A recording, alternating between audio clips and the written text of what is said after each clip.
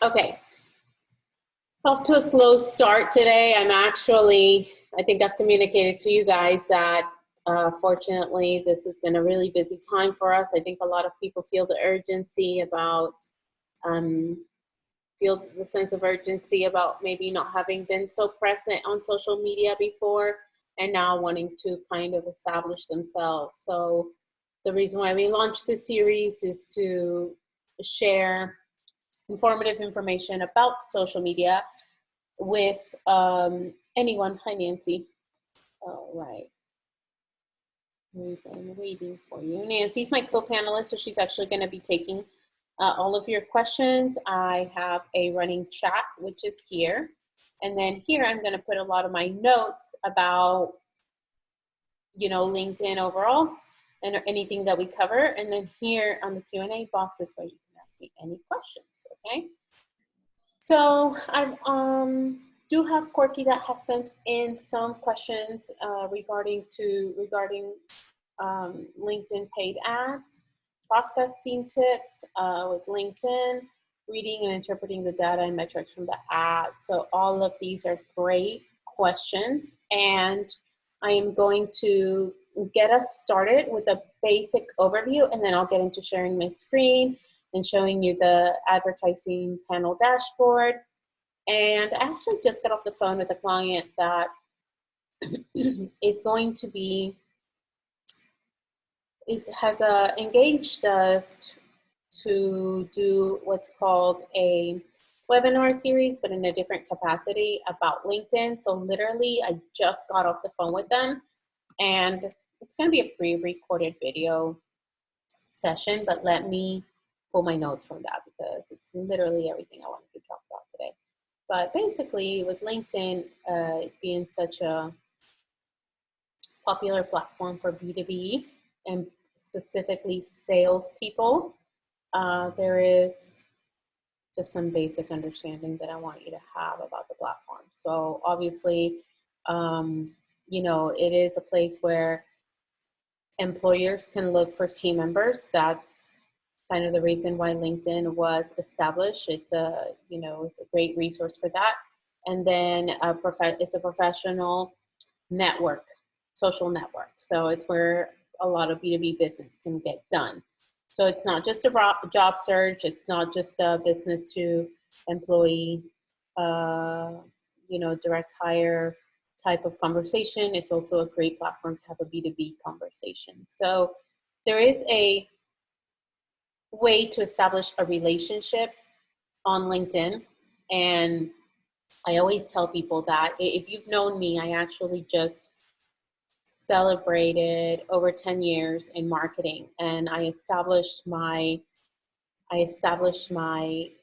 career a lot on social media. So I was posting pictures of my lifestyle on Facebook, LinkedIn, the things I was doing for work, but it really prompted a question, and people really wanted to know what was I doing it and how I was doing it. So I think creating that content that is high energy content that actually triggers those conversations is kind of your conversation starter piece on LinkedIn if you want to bring that inbound engagement.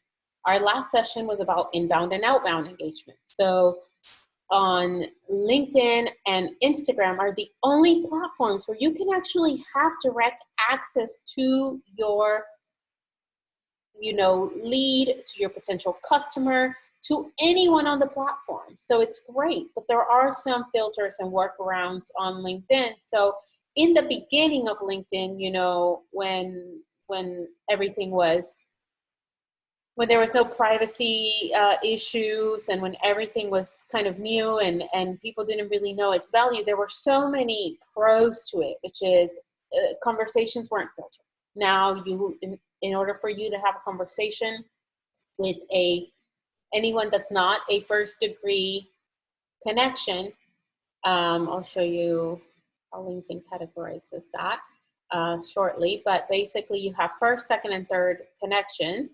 And if you don't have a relationship with someone, they don't want you to communicate. So the only way that you can communicate with them is via what tool that they have called InMail, and it just lets you have a direct conversation with anyone. But in order to have that, you have to have an upgraded membership, which can run you anywhere between $70 to $90. I think we have one of our customers on a sales membership, just because we do send his messages and we do initiate conversations on his behalf. So let me go ahead and get my LinkedIn open. So I assume that you guys have enough knowledge about the first, second, and third connections, but I will go ahead and just show you this as part of the exercise. All right, so you should be able to see my desktop. Nancy, can you verify that my desktop is on the screen and that I'm showing the LinkedIn? Okay, perfect. So let's say that I look up, I'm gonna just put in Nancy. So if you look here, this is Nancy, who's actually on the chat with us. If you look here, she's a first degree connection. So is Nancy Rutherford. So is Nancy Almodovar, the CEO of Nan & Co Properties. And then I'm just going to put in a random name. So this person, Nancy Johnson, is a third degree connection. That means that we are not linked in any way, shape, or form. But if I had to type in, let me just give it a name. Sorry, your name is Michael. I do know Michael Smith. He's first connection of mine. All right, but here, Michael Smith, the second one, is a company owner at Sweep Relief LLC, and he's a second degree connection. And the reason why is because we actually have connections in common, but we are not related. If it's a third degree connection, then I can't, I'm not connected to them in any way, right? So assuming that I wanted to connect with this person, I would send them an invitation to connect. Best practice on LinkedIn when you do send a connection request is to just say, hey, I thought I'd connect. And I want to talk about kind of making those intros on the platform, which are so important. Because one of the things that I tell people when we're using the platform as a sales approach or as a sales tool is to really bring a value proposition to the person on the other side. You know, don't be too salesy. That really comes across as you might have something that isn't really a need for them right now, but maybe it would just be a great way to spark a conversation by having an organic conversation and maybe giving them a value added proposition up front other than, hey, I have something to sell you. So we want people to be mindful of the crisis. I talked about this on our episode 1 of Social Skills, which is don't be tone deaf to the situation. You want to be warm and comforting and mindful, number one. So maybe hey, greetings from Houston, Texas. I thought that, we connect, we're in a similar industry, or, your profile piqued my interest. How are you hanging in there? And that's an example, number one, of a mindful introduction to a person or potential sales, a potential customer or prospect. Or you could say, I could say, if I wanted to introduce myself to the company owner of this guy right here, Sweet Relief, is to say, hey there, I'm the owner of Social Behavior, a social media company, and I'm doing a free training series on social media called Social Skills. Here's the link if you want to join. And so at that point, it's like I'm bringing something free, I'm bringing something of value, and it really takes the intimidation of what is she trying to sell me. I just told you I own a social media agency, and I just want to I want to share my knowledge because these are hard times for business owners, and I just want to be a resource to you if you can use my help and just by joining a Zoom chat. So this is how two ways to introduce yourself. You can have a mindful, organic connection with just a organic introduction and just sparking a complete neutral conversation, or you can do a value added proposition. So this is kind of not LinkedIn, but mostly the sales part of this piece, right? Now, I don't want to talk about the good old days of LinkedIn, but I kind of do, because back in the day when I've established my LinkedIn presence over time, right? So I have over almost 2,000 connections, right?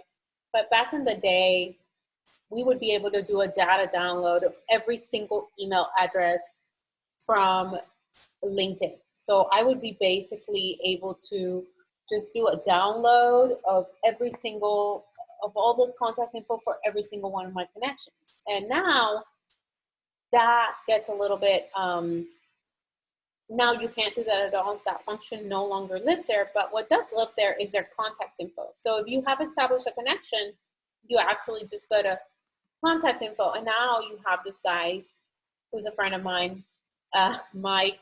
You've got his website, his email, his Twitter, and you can be just connected in different ways. So I really like to overlap with my prospects and professional connections. So I have people, the same people that follow me on Instagram and the same people that follow me on LinkedIn are the same friends I have on Facebook.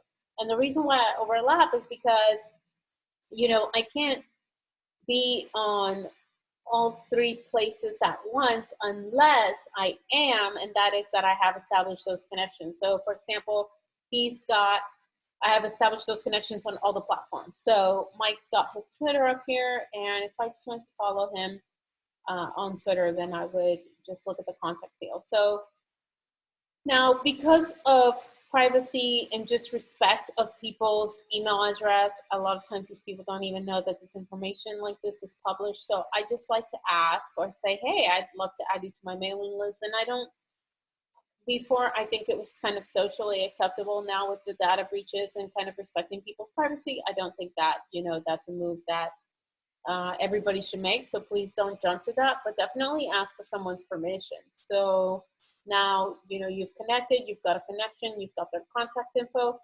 And I think that adding them to a mail list and actually having a email communication, I think those are two totally different things. So I actually, if it's somebody that I really want to get a hold of and I'm emailing them on LinkedIn, maybe I'm not getting an answer. Me personally, this message box looks empty right now, but I actually have a lot of unread messages here on my LinkedIn. A lot of people wished me a happy birthday over the weekend, which was very, very nice. But I want to make sure that I respond to every single one of them. And so, and there's a lot of people that I actually are targeting me on LinkedIn, and a lot of it right now feels insensitive. Like, hey, do you travel a lot? Yeah, I travel a lot, but not right now. Did you not get the memo? And so, I think when incoming messages are, coming inbound on LinkedIn, it can be a little bit insensitive. So, but the people that are really trying to get a hold of me and that have a value added proposition for me, or just want to have an organic conversation, I definitely want to say, hey, how's it going? So, a lot of my prospects, every single one of my prospects depends on, it doesn't matter if I've actually communicated with them outside of LinkedIn or whenever I've gone to a networking event, if I've gotten their business cards, I actually will add them here. So a lot of these are my prospects, and I just like to continue conversations with them because it keeps me visible and in front of them. So I think it's understood that, LinkedIn is a professional network. And so the conversations that are being had on here are just on a professional level. So even if they do follow me on LinkedIn or on Facebook or Instagram, it's a totally different, narrative here. So now, if I am trying to get a hold of someone or someone's trying to get a hold of me, and they have access to my email address. So I encourage that, and then I get unsolicited mail all the time, but that's a different story. I think that I don't find that intrusive. If my information is public on there and we are an established connection, then sure, why not? All right. So I've covered so far. I like to come to kind of like a stopping point just to answer any questions up to this point, because where we're going next is we're going to talk about just posting your content and then using the LinkedIn advertising dashboard. So I'm actually going to come to a stop here and just ask you guys if you have any questions about what I've talked about so far. Let me hop on. Expand my.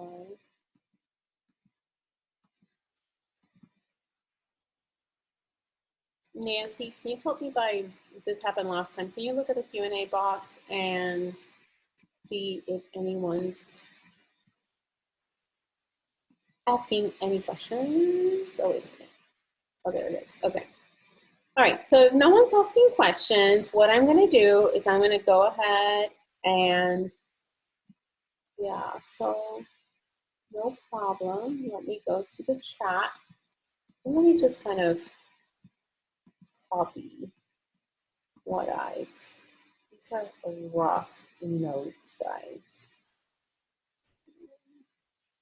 Let's see.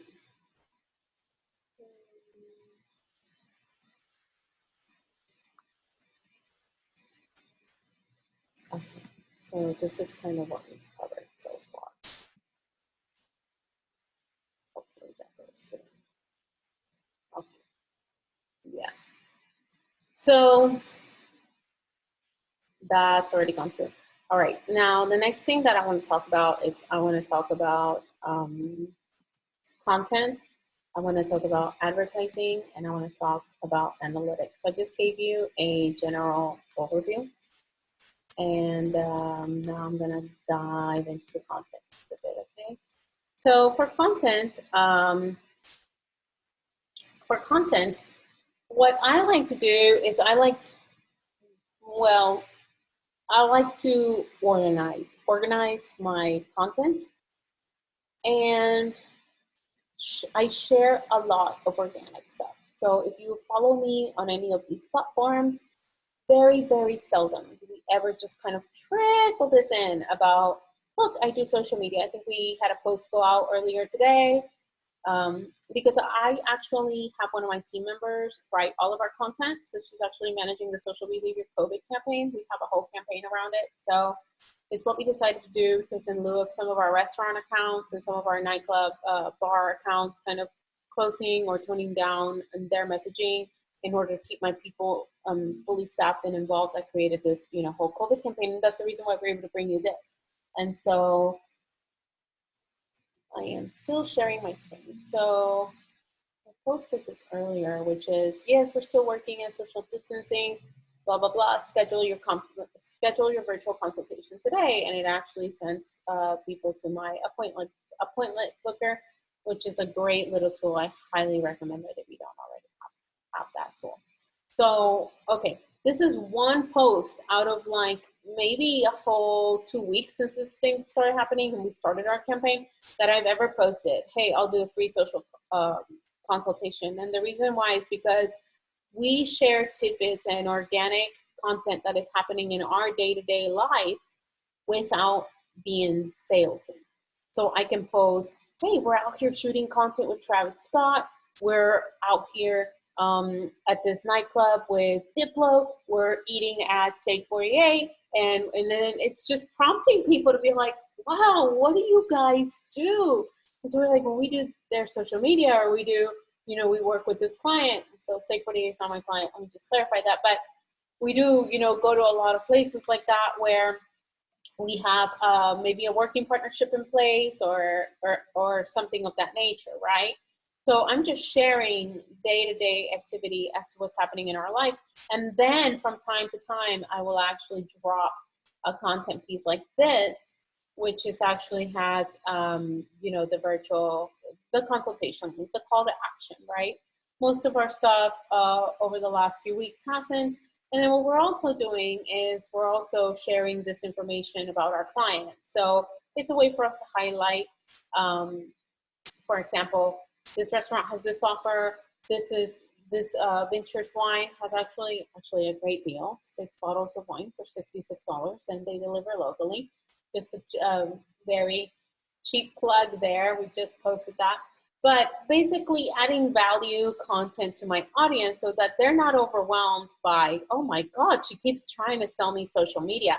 This is the same tool that has worked for me, the same approach to content that has worked for me for over 10 years. So this is something I started in sales, and I tell people all the time that sales is actually my true passion, but I as a result of my sales, I found out that I was really good at social media because I used it for my sales. So now this is actually what I do for a living. So just to kind of button up the content conversation, again, value-added content, organic content, that should be your approach to it. And then from time to time, kind of drizzle those pieces about, hey, if you're ever thinking about getting your social media in line, or maybe, you know, letting us take care of something like this, then definitely put a call to action there. Now, that's my approach for my personal LinkedIn.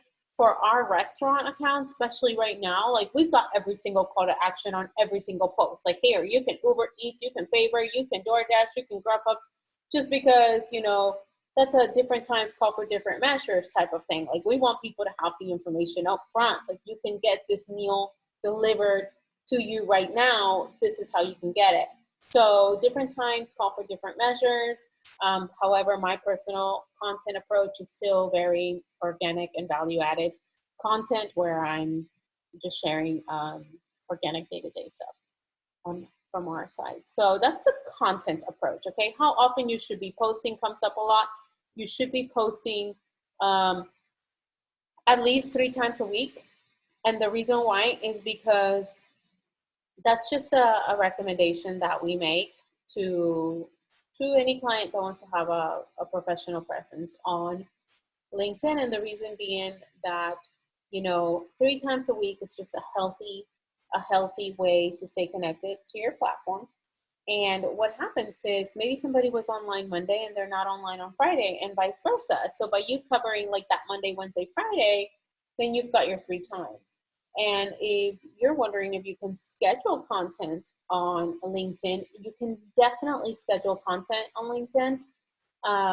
And we believe in scheduling the content and just kind of planning ahead because, you know, we're managing social media for 40 plus clients. So we don't have, you know, time in our day to stop and say, oh, okay, maybe we should, you know, post this today and post this tomorrow. No, it's got to be planned. Now, a problem that we're facing right now as an industry is that content is actually changing day by day. You know, we might be back to business tomorrow. We might be in a lockdown tomorrow. So with this kind of climate, it is difficult for us to carry out, you know, our business as usual. But on my side, nothing changes for me. So I'm staying at home. I'm still servicing clients. We're still working virtually. We're still staying safe, and we still want to be connected to you. So I can actually still plan my content. So there are different tools out there that are available that are available for you to schedule your content, and, you know, just content planning. I'm probably going to do a whole Q&A session on that because that's a totally different animal. But yeah, so we use a scheduling tool to schedule the content. Like I said, a good approach is Monday, Wednesday, Thursday. Just try to touch everybody that just has different range of activity. If I had to ask you guys, how often are you on LinkedIn? Like, is it every day? Is it every other day? You know, I myself am in there probably once or twice a week. But when I am, I actually call it what's called,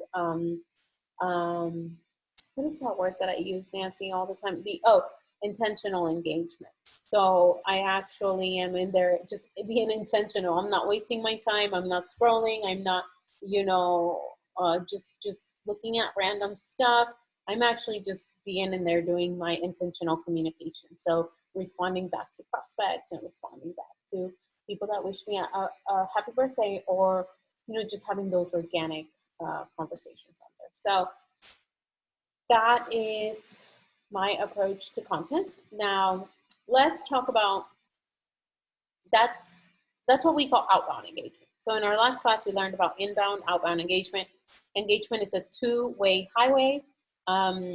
Inbound engagement is created by the content that you post and by the comments that you get, the messages that you get, the likes that you get.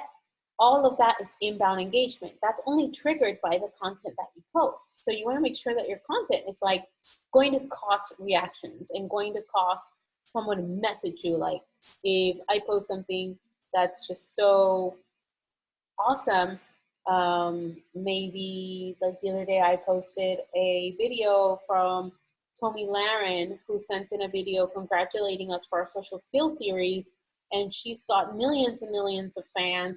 And I was like, wow, this is really awesome content. So it actually triggered a lot of responses and messages and people saying, wow, this is so cool. So posting content of that nature that's going to trigger a lot of inbound engagement is important. You know, don't be dull, don't be graphic-y, like post actual real images, okay? So that triggers inbound engagement. And the inbound engagement is also triggered by advertising. So I can actually start an advertising a channel, and I do this from let me pull up my LinkedIn dashboard. And so basically I'm going to create some ads that are going to be applicable for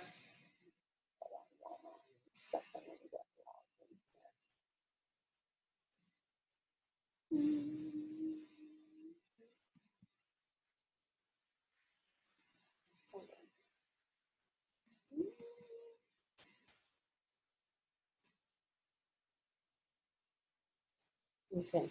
Nancy, can you get that pulled up? I'm not having a good time with this. And then just send me the link to log in. Okay. So basically, I am sure.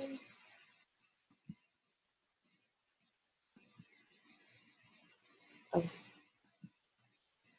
Let me share my whiteboard with you.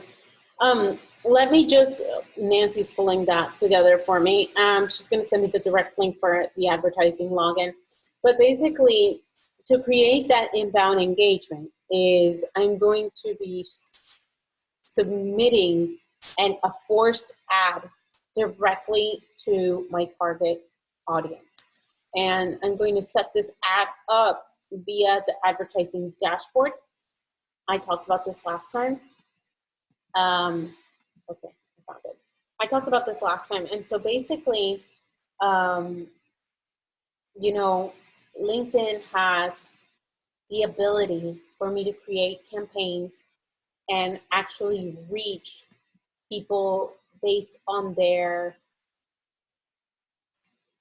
work title, years of experience, how long they've been at a job. Now, mind you, I can actually get someone to click on a link with a Facebook ad for less than $1. Okay, that's a given. But the reason that's so cheap is because I cast a very wide net. So on Facebook, I was never able to say, hey, Facebook, give me everyone that's a CEO, that's a COO, that's a executive level personnel at so-and-so company, and that's been there forever, and that is in Houston, and that is, you know, in this particular part of the country or the world, but LinkedIn can do that. And so that's why there is a lot of value added there, but there's also, not only in terms of value, but there's also, the campaign is that much more targeted. So I'm going to show you here, kind of a sponsored content campaign. So what happens is on LinkedIn, now you're able to see, okay, this is you're able to see an ad come through, that you're on the receiving end of an ad. And this is an example of one that we did for a client, and he's getting a cost per click of, this is, to give you an example, this is a professional photography client that works with a lot of oil and gas companies in Houston. And the reason why this is so important is because we are targeting communications managers, marketing directors in oil and gas businesses in Houston. And so his contracts can range anywhere from 10K to 40K per contact. So there really isn't, per contract, so there really isn't a question on, you know, is it worth a click, or is it worth a lead? Is it worth paying $15 a lead? The answer is yes, it is worth it, because paying, like you see here, $14 a click actually wouldn't have happened if we had not ran this campaign. He's seen actually great results. So he gives us his location. So he does a lot of work, obviously, like in Odessa, Mobile, Puma, which is one of the areas where he's actually very active. We want to make sure that this ad is being ran in English, so we want to make sure that our audience is also looking at it, that is using LinkedIn, is using it in an English language, so that's a setting. And so this is what I was explaining to you guys. The audience sets on Facebook are very different than the audience sets on LinkedIn. So here I can target buyers, I can target communication specialists, I can target procurement people, which are, you know, your corporate buyers. And so when we did an intake with this client, he gave us all of this information up front, and LinkedIn is allowing us to pick the audience by, you know, this job title. Now you can do different ad campaigns. You want to do carousels, videos, text only, single image ads. So for this one, we did a single image ad. And then there's a setting in here, which is an expansion. This audience expansion, this is a setting that Facebook has as well. If you click this setting, LinkedIn is actually going to run your campaign for, show it to more people. All right, let me see. All right, so let me see if I can view this ad. All right, so this is what it looks like on desktop. And so basically we're just saying stand out from your competition. We specialize in commercial, industrial, forensic, and aerial photography. And we're showing here one of the photos from the client. We're also inviting them to learn more. There are different types of conversions that you can have, you know, and where you send them. I definitely recommend not sending them to your homepage of your website. You've got to have a form in there that is built into your site where they can go to. In this case, this was set up to go directly to a form. So when they get there, it's just an inquiry lead form, and they can fill out their interest right away. You don't want to risk somebody not being able to really express interest by clicking a button and then you losing a customer because you just sent them to a generic website. All right, so you want to make sure that where you are sending them, that it is going to convert. So this is what the ad looks like on LinkedIn, on the platform, and it does have that little gray text that says promoted, but it's actually, you wouldn't even know that it was promoted to you. You were just scrolling and you're like, okay, wow, this stands out at me. Corporate photography, yeah, I need that. I'm a communications manager. I'm a marketing director for a huge oil and gas company. I can actually relate to this image here. Let me go ahead and pay for that. So based on the several ad campaigns that we have ran for a lot of our clients, the ad cost per link on LinkedIn is on average $10. So per click. So if you are going to be advertising on this platform, you just want to make sure that you are, you know, willing to spend a little bit more than on Facebook, where we can actually, we saw a campaign that's running for $500. It's a actual playlist campaign for one of our record label clients or music distribution clients, and we're seeing 2 cent clicks. This campaign's gained over 100,000 clicks already, and we're just going to keep giving it money because obviously the client gets paid per every song that streams on the platform. So he's put it in a playlist. Very sophisticated type of, but yet not so sophisticated type of campaign that we're running for them. And so on Facebook, like I said, we have that campaign running for 2 cents a click. And that's crazy. But on LinkedIn, it's a totally different animal. So you're not going to get anything less than $10 a click here. All right. Now, that is, I currently have an ad running for my social skills series, and the LinkedIn advertising dashboard is user friendly. If you do try to create an ad, like I said, go to LinkedIn. I'll copy this for you. You can actually go to your campaign manager and start creating the ads, and put this in our chat. Kind of start playing around with the platform. That's what I recommend everybody do. Just start playing around with it. There is once you start setting up an ad, it will actually prompt you to have a quick Q&A tutorial, and it'll show you like how you can say, I want somebody with this much experience, but I don't want them to have been at their job 6 months or less. So you can even get specific on the experience that person has and their actual role. And you can say, I want them to be currently employed, or currently working there, or maybe hasn't worked there in a year. You can get really specific with that. All right, so that's the advertising campaign dashboard. Now let's talk a little bit about analytics. And let me go back to your question, Courtney. I know you emailed me some questions. We talked about best practice on paid ads. I hope I've answered your question on that, but if you have any other ones, just pop them in the Q&A box. Prospecting tips on LinkedIn, reading and interpreting the data, yeah. And then, the Sales Navigator tool, Corky, that's another thing that you asked me about as well. So I actually, let me pull that up.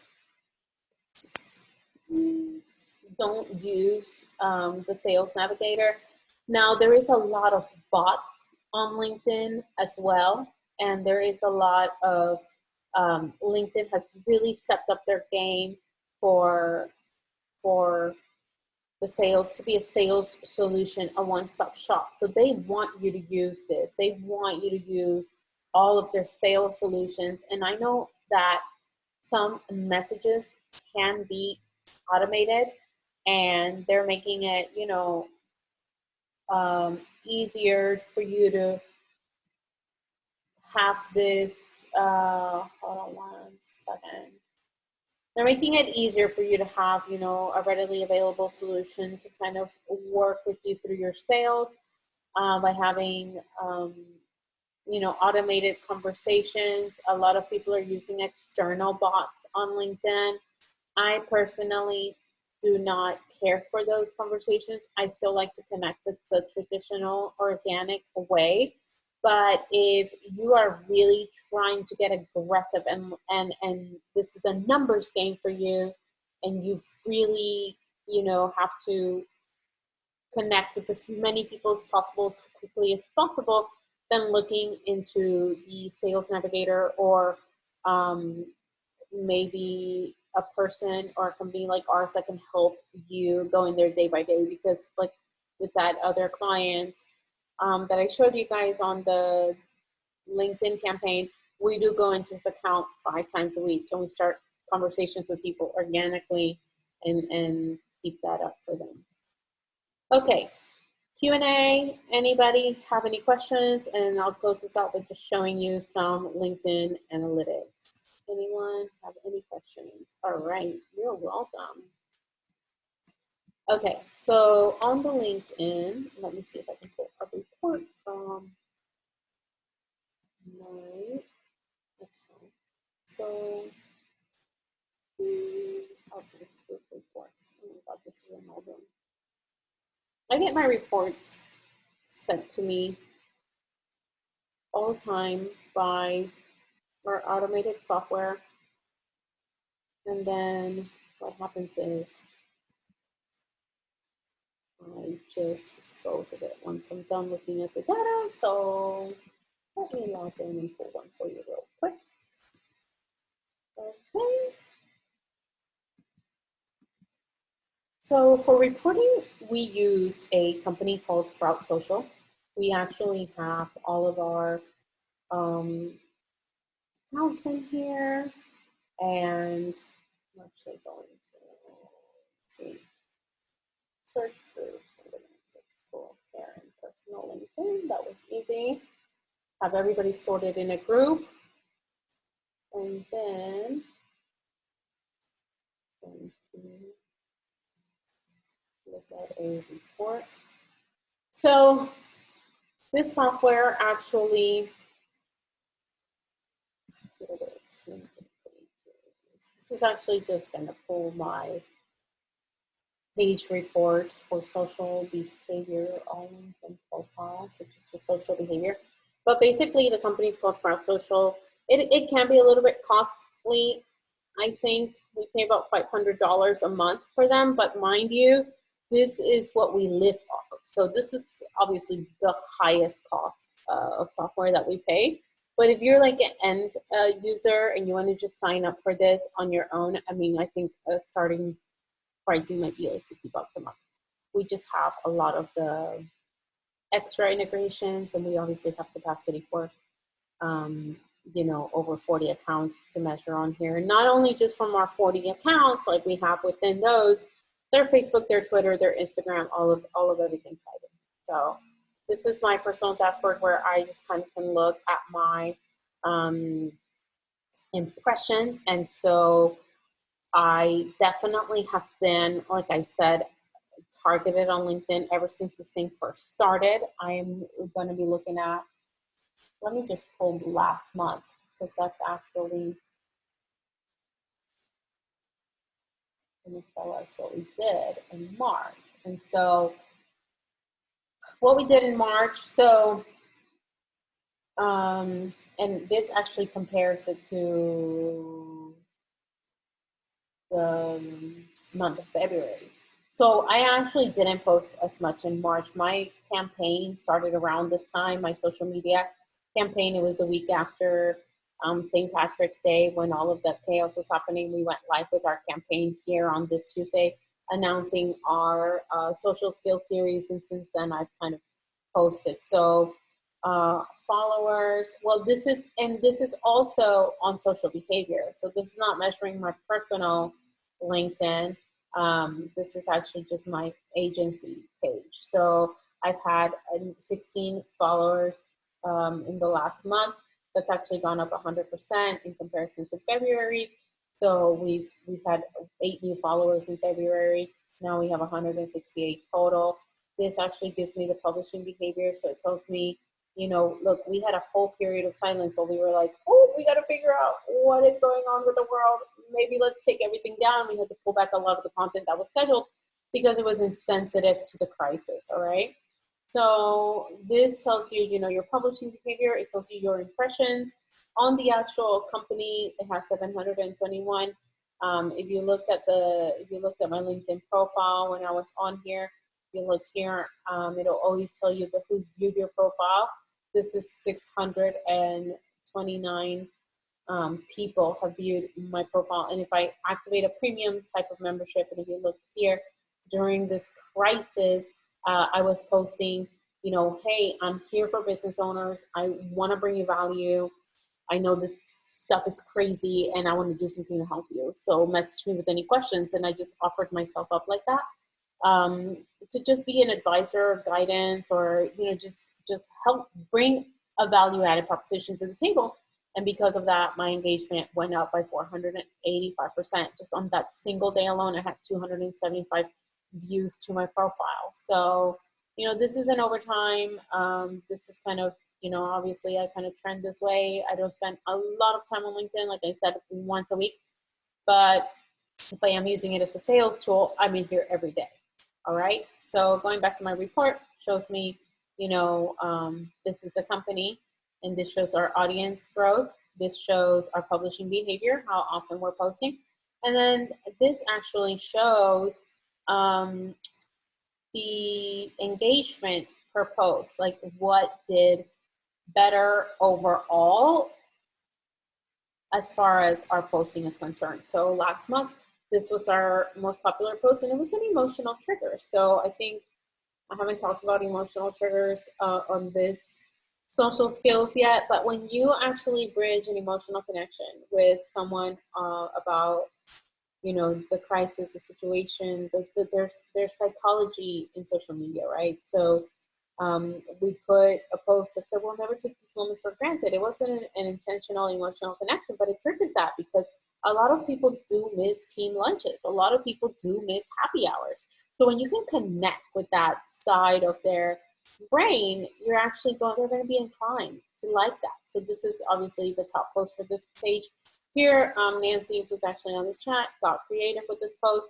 Would you like to solve this puzzle? And the answer was, we can manage your social media. So this is just us having fun on with the content, and she actually, hit the nail on the head with this because we were able to gain a lot of engagement from that.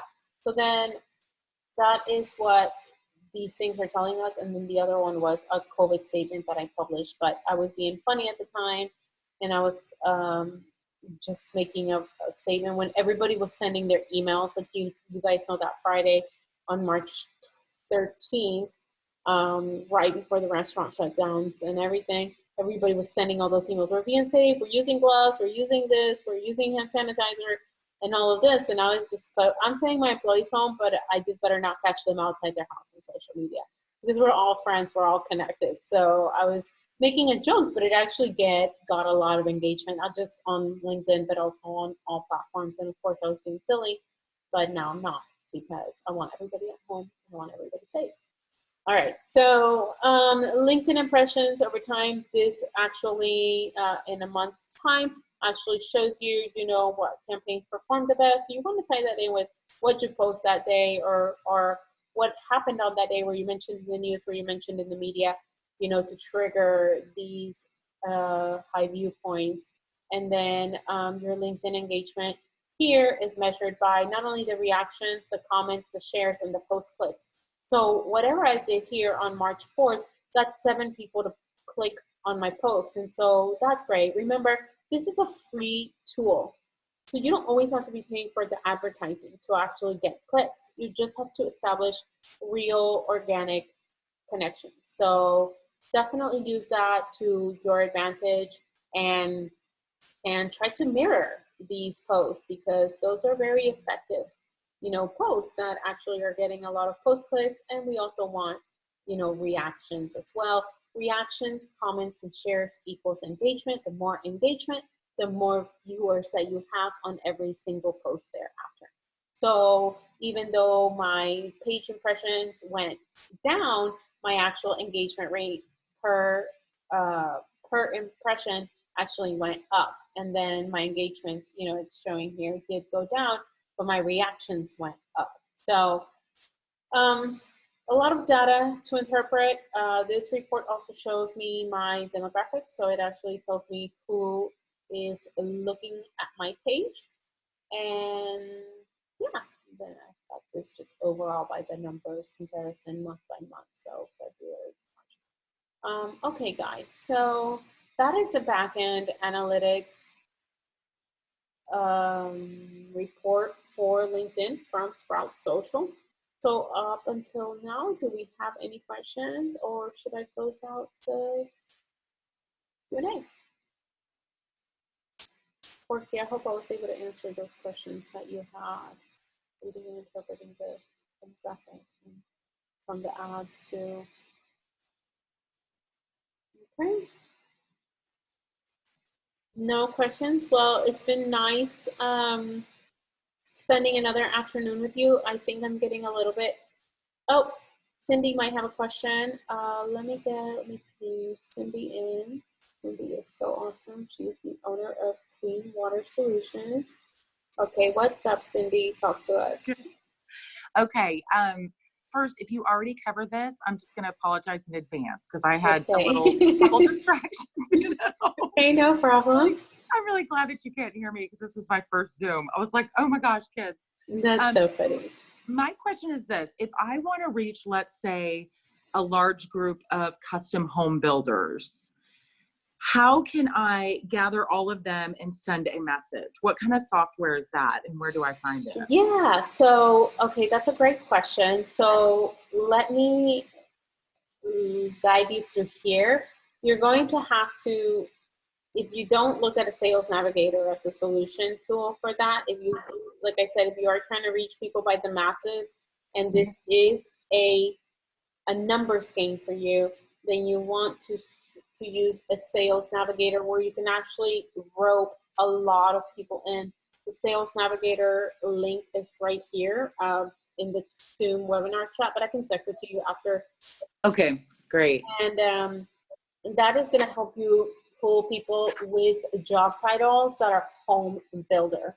And so I imagine for you, since you guys don't know Cindy, but she does water treatment installations all over Houston. So she is really interested in connecting with home builders that can actually work that into the home building package or suite for the buyers, because she wants to just, you know, work that in for them. They can move into a home that already has a water treatment solution built in. So great opportunity for you here on LinkedIn. If you are seeing my screen, what you want to do is you want to go into the search tool and you want to just search home builder. Okay. Are you looking at my screen? Yes. Okay. Can you hear me? Okay. Yes. Okay, good. So the people here, this is what we're looking at. We're looking at people. And so I've found already a few, 3, 4, I have over 410,000 results. But then do you have to be connected with them to pull those so up? we talked about that in the very beginning of the call. If you are a first degree connection, it means that you are already connected. If you are a second degree connection, it means you have somebody in common, like here's my friends in common. So that means that it's gonna, LinkedIn itself is gonna allow me to connect with them. And if I wanna connect with them, I'm gonna, let's say for example, hit the button here and it says LinkedIn members are more likely to accept invitations with a personal note. So this is where you wanna make that value added introduction, or you wanna do one of two things. Value added where you say, hey, I have a water filtration company and I have a great idea that can help you sell more homes. That is a value added proposition. Or number two, you say, hey, I'm Cindy, I'm a local business owner. How are you hanging in there? And then you're just harvesting a relationship organically. So you take those approach, you send your invitation, and then I know that you have a sales background, I have a sales background. I like to keep a CRM.